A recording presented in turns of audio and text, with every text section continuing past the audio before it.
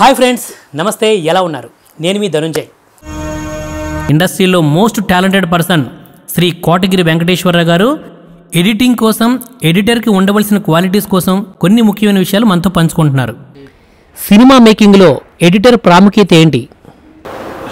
సినిమాకి ఎడిటింగ్ అనేది చాలా ఇంపార్టెంట్ అన్నమాట. బట్ ఇప్పుడు వచ్చిన డైరెక్టర్స్ కొంతమంది దాన్ని పెద్ద నెగ్లెక్ట్ చేస్తున్నారు. కానీ ఎడిటింగ్ అనేది చాలా అవసరము. ఒక సినిమాలో ఏది అవసరము, ఏది అవసరం లేదు అనేది, సినిమా ఎక్కడ ల్యాగ్ అవుతుంది, ఎక్కడ బోర్ పడుతుంది, ఆ సిచ్యువేషన్స్ని బట్టి ఏది అవసరమో ఏది అవసరం లేదు అనేది ఎడిటర్కి బాగా ఎక్కువ నాలెడ్జ్ ఉంటుంది. ఎడిటర్గా గుర్తింపు పొందాలంటే ఉండాల్సిన లక్షణాలు ఏంటి? ఎడిటింగ్లో రాణించాలంటే మెయిన్గా ఎడిటర్కి కావాల్సింది ఏంటంటే ఓపిక అనేది చాలా అవసరం.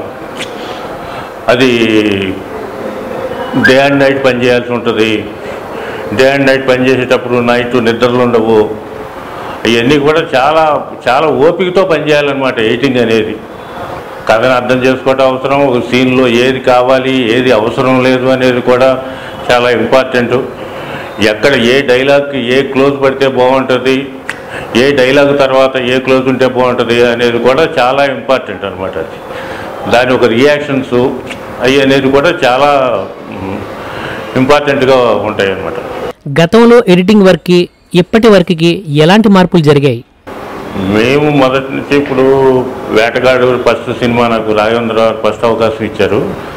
అప్పటి నుంచి ఇప్పటి వరకు కూడా, అప్పటి నుంచి ఫిల్ము వచ్చింది, తర్వాత స్టన్ బ్యాక్ వచ్చింది, మూవేలాలు ఉండేవి బిగినింగ్ స్టేజ్లో. ఇప్పుడు సాఫ్ట్వేర్స్ ఇవన్నీ వచ్చినాయి, యాబిట్స్ వచ్చినాయి. ఇప్పుడు అప్పుడు కంటే ఇప్పుడు ఫిలిం మామూలు షూటింగ్ ఎక్స్పోజ్డ్ అనేది చాలా ఎక్కువైంది. ఈ మామూలు సిప్పులు దీంతో ఒక హార్డ్ డిస్కులతో షూట్ చేయటం వల్ల ఎక్కువ ఎక్స్పోజ్డ్ చేయటం, దానివల్ల పని కూడా ఎక్కువగానే ఉంటుంది. ఫిలిం అన్నప్పుడు అంత ఎక్స్పోజ్డ్ ఉండేది కాదు. ఫిలిము ఎక్కువైపోతుందని ప్రొడ్యూసర్స్ కూడా చేసేవటం ఇలాగా, దానివల్ల అంత అప్పుడు కూడా ఫిలింతో చాలా మాన్యువల్గా చాలా ఎక్కువ పని ఉండేది అనమాట.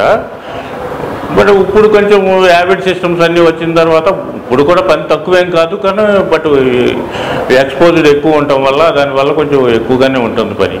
చూసారు కదా ఫ్రెండ్స్, ఈ వీడియోపై మీ అభిప్రాయాన్ని కామెంట్ చేయండి. ఇంకా ఎవరైనా ఈ ఛానల్ సబ్స్క్రైబ్ చేయకపోతే వెంటనే చేసుకోండి. పక్కనే ఉన్న బెల్ సింబల్ కూడా ప్రెస్ చేయండి.